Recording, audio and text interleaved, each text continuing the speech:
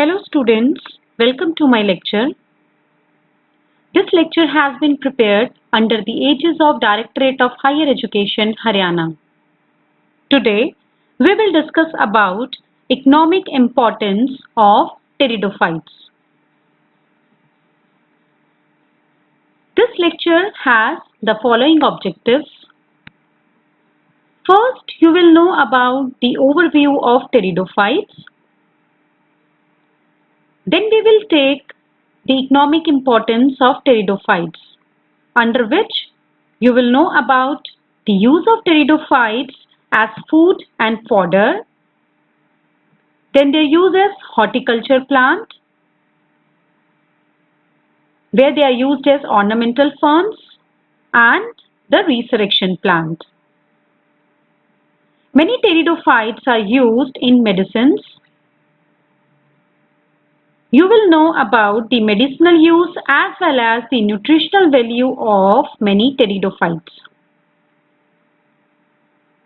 After that, you will know about how pteridophytes they help in environment management by acting as fertilizer, soil binder, bioaccumulators, and for controlling the mosquitoes.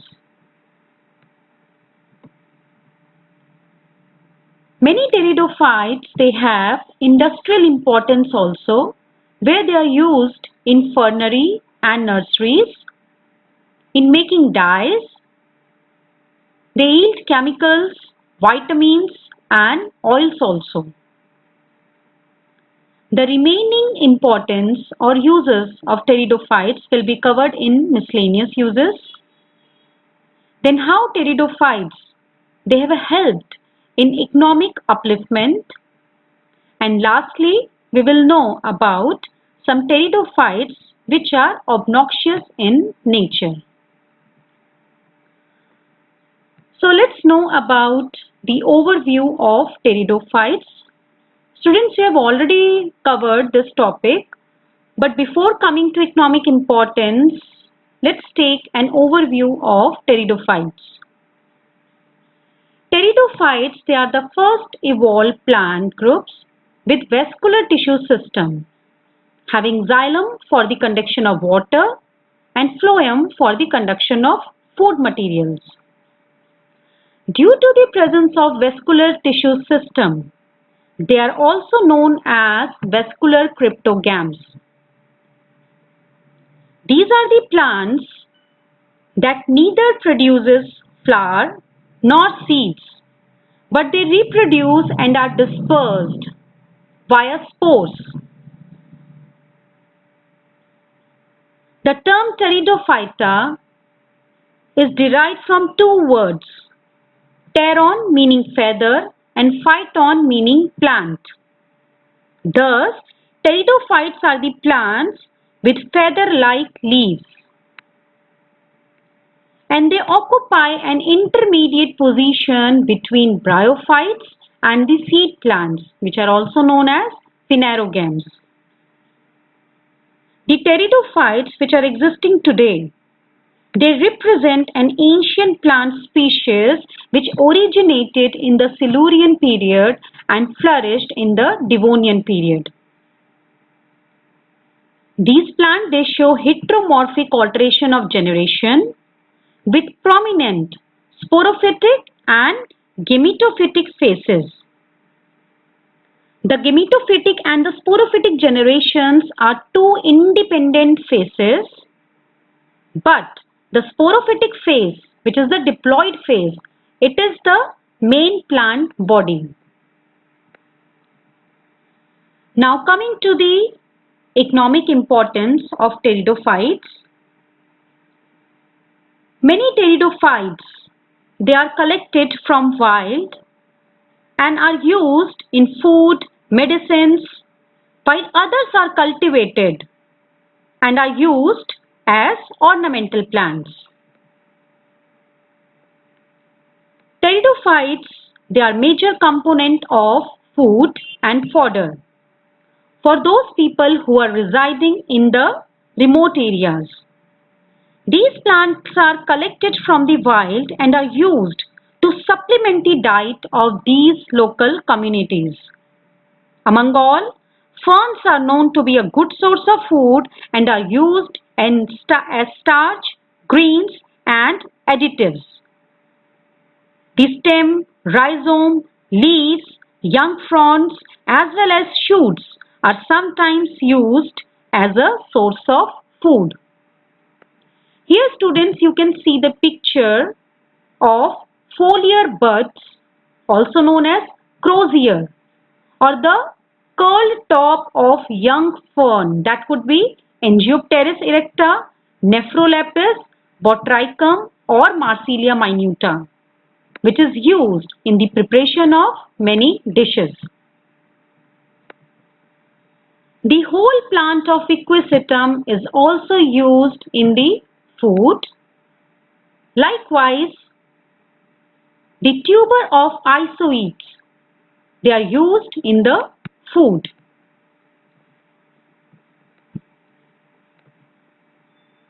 Rhizome of Nephrolepis picerata are edible.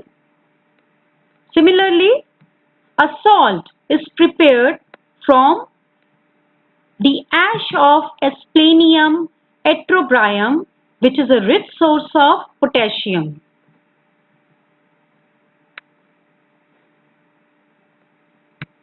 A sporocarp of Marsilia is used to make cakes or breads, which are called as nardo. Here, the sporocarps of Marsilia, they are grounded into a starchy paste, which is then used to make cakes and breads. These cakes and breads are generally eaten by the natives of Australia. Now coming to their use as fodder. Ferns are generally avoided by grazing animals, but the rhizome of few species like Dryopteris and Asplenium, they are used as fodder for cattle in the places where ferns occur in abundance. This is the picture of rhizome of Dryopteris, which is a favorite source of fodder for cattle in Norway. Now coming to the use of pteridophytes as horticulture plant. There are hundreds of species of Slegionella which are grown as garden plant. That's why these are also known as house plant and are admired for their decorative branching mossy foliage. And this is how Slegionella is propagated and sent to the market.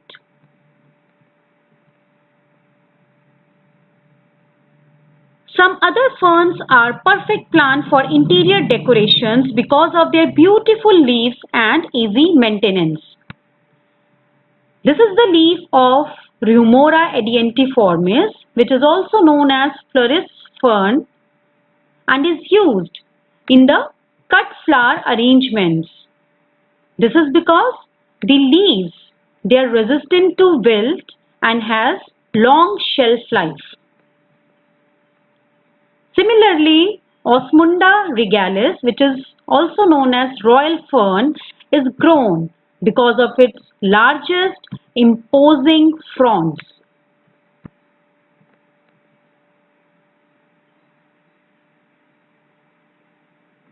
These plants, they also have some ornamental value like Dryopteris, Adiantum and Nephrolepis. They have found their place in terrace of houses, hotels, gardens, etc.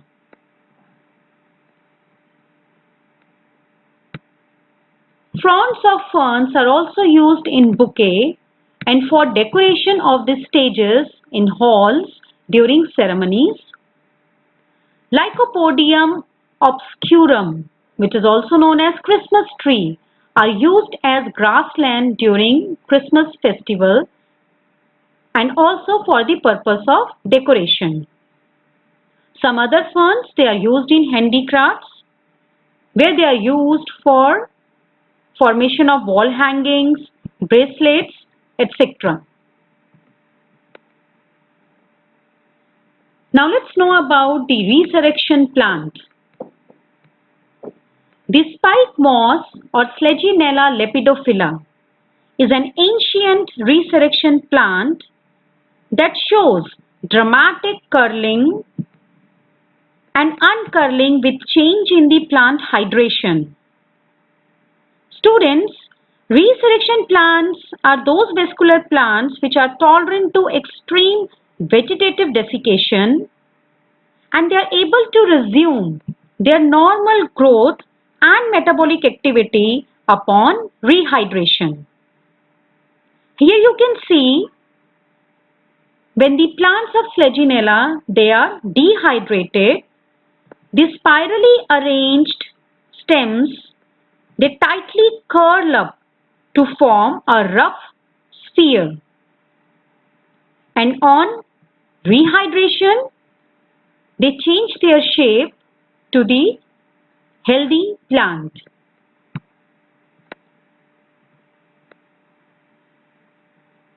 Now let's know about the use of pteridophytes as medicines.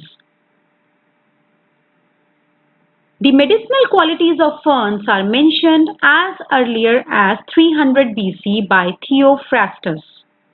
And many scientists, they consider them as evolutionary boon.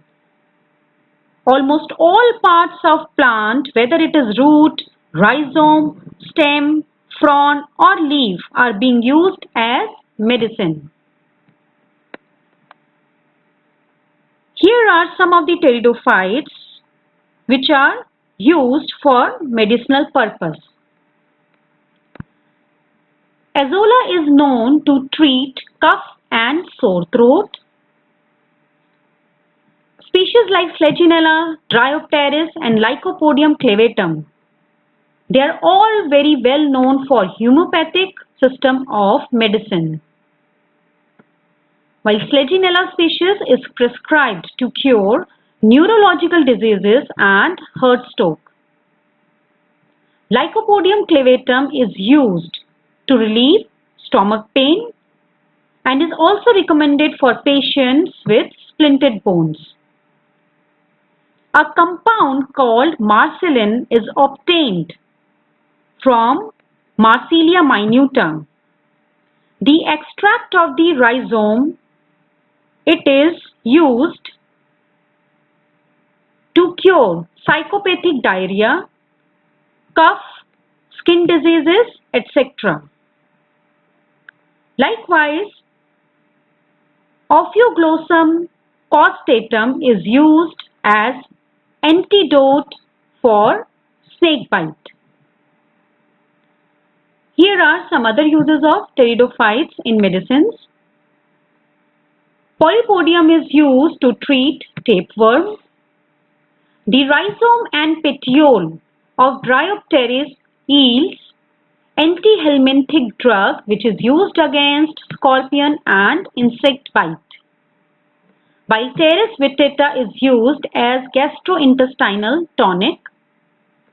And Nephrolepis exaltata, it acts as air purifier as well as humidifier. And it is known to absorb toxins from air such as formaldehyde and is also recommended for the treatment of dry skin. Pteridium aquilinum is used to treat tooth and mouth infection. And Pteris ensiformis is used to control menstruation. Lastly, Adiantum, it exhibits to possess several medicinal properties like antidiabetic, analgesic, antithyroidal, antibacterial, antifungal, etc. Some pteridophytes, they are used as food source because they have high nutritional value. Many of them are rich source of carbohydrate and proteins. and others are rich in vitamins like vitamin A, vitamin C, and niacin.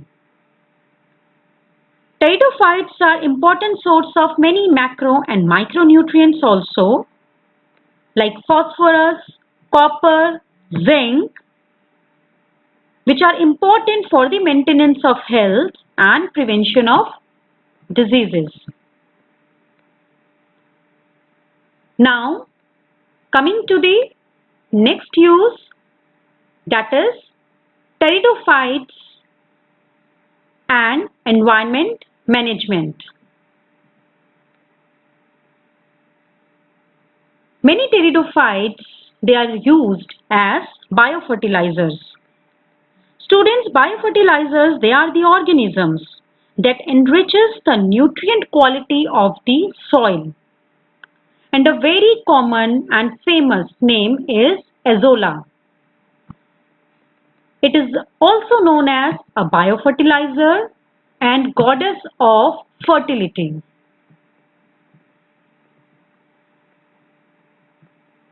Azolla is a water fern and it forms a symbiotic association with the nitrogen fixing blue-green alga known as Anabaena azole. Therefore, it has the ability to fix the atmospheric nitrogen and thus it increases the fertility of the soil. And it is generally described as biofertilizer for rice in many countries including India.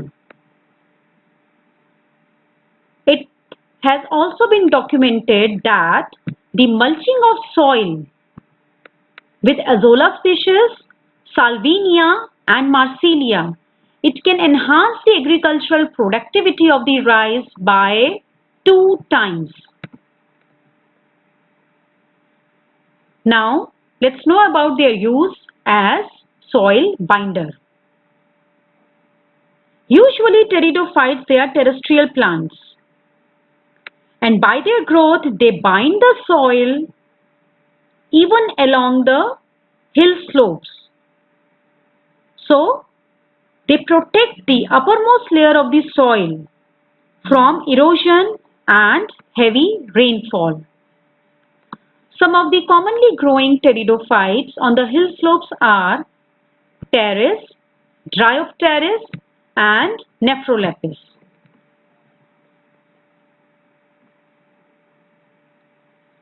Azolla is also used as mosquito fern due to its ability to reduce mosquito breeding by covering the surface of water body and preventing the adult mosquito from laying eggs. And this is how it is used to control mosquitoes. Now let's know about their use as bioaccumulator. We all know that emission of chemicals and metals have polluted the air, water and soil. Some of these are very toxic to living organisms, but plants like pteridophytes, they have proved to be an example of plants which can accumulate a good quantity of these toxins inside them and thus can mitigate the harmful effect of these toxins. Some examples are Pteris vittata is known to accumulate arsenic. Marsilia minuta can accumulate cadmium.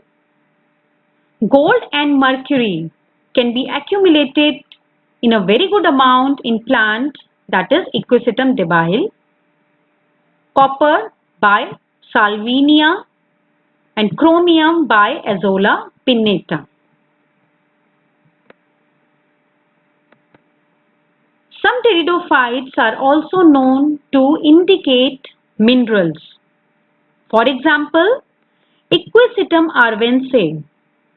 It is an indicator of gold. It indicates the presence of gold where it grows, and it can accumulate enough amount of gold in its tissue. Now coming to their industrial importance. Pteridophytes like Nephrolepis cordifolia, Nephrolepis tuberosa, Adiantum incisum are enormously used during various ceremonies for decoration purpose. Therefore, the approach towards the development of ferneries and nurseries can be an asset to meet out the requirement of fern leaves in the market. Pteridium species. The leaves of Pteridium species are used for making green dye and also for the coloring of wool. The spores of Lycopodium, they are used as flash powder, which are then used in photography, and fingerprint powder in the forensic investigations. Likewise, the main stem of Osmunda species, they are chopped and used as a potting mixture for the growth of orchids. Now coming to the next point, that is use of pteridophytes to yield chemicals. Many chemicals are extracted from the plant of pteridophyte, some of which are listed here. Like phenols are extracted from Pteris vittata, xylotic acid and gibberellins from Xylotum nudum, proteins, sugar and starch from Pteridium equilinum, protein and carotenoids from Azolla pinnata, and oxalic acid and malic acid from the plant body of Equisetum arvense. Some plants, they also yield vitamins like vitamin B, C and K3, which are extracted from Diplasium esculentum, Equisetum arvense and Asplenium yoshinagi respectively. Pteridophytes are also a good source of oil. The microscopic spores of Lycopodium inundatum are rich in oliglyceride and produce a high amount of fixed non-volatile oil. The oil is then used as dry industrial lubricant. Likewise, Dryopteris is said to have more than 6% of fats in the green rhizome. Most of the uses have been covered in the lecture, and these are the miscellaneous uses which are left over. The rhizome of some ferns, they yield stuffing fibers. These fibers are present on the surface of the rhizome as well as on the petiole part. Roots of Polypodium glycyrrhiza is chewed for its pleasant flavor. Adiantum pedatum and Lygodium microphyllum is used in the manufacturing of baskets. And Equisetum stems, they are used in scoring, that is cleaning of utensils and polishing of the metals. Therefore, Equisetum species are also called as scoring rushes because they contain a thick silica layer on their outer surface.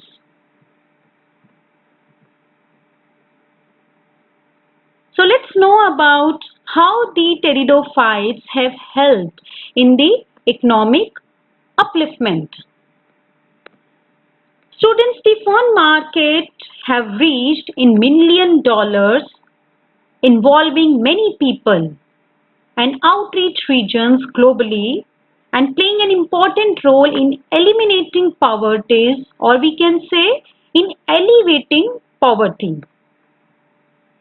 The medicinal application of these plants, particularly in homeopathy and Ayurvedic system of medicines, they are making $1 billion turnover. And the raw materials which are used in these medicines, they are excessively collected from forest by the tribals, and thereby it is providing a source of employment, as well as financially also it can help. Now, some of the pteridophytes, they are obnoxious weeds.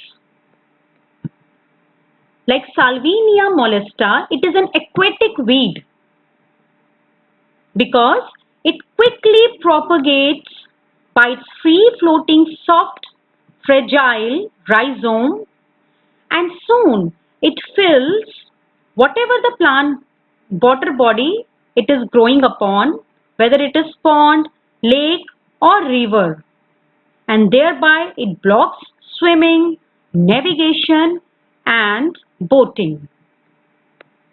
Similarly,